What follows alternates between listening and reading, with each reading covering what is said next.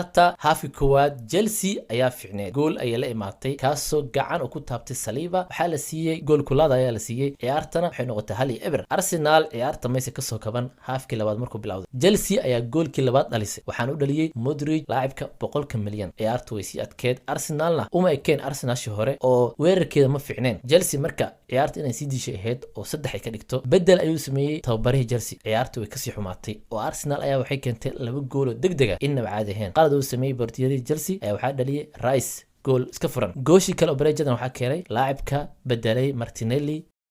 saasna waxa ku bareejiyay Leandro Trossard laacibkan oo gaalada ma laga keenay markastoo ciyaarano natiijo ayuu keenaa inaba caadi maahan ciyaartii saas ay ku dhamaatay 2-2 Arsenal 2 dhibcood ay ku dhumisay meeshaas Chelsea ciyaartaas way u qalantay inay badiso laakiinse gadaal dambe ay ka xumaato oo way difaac weysay hadda hogaanka waa isku dhagan yahay City ay ku soo laabatay Arsenal hadda 1 dhibac laga hayaa Tottenhamna ciyaar ay u dhiman Liverpool way soo dhawaatay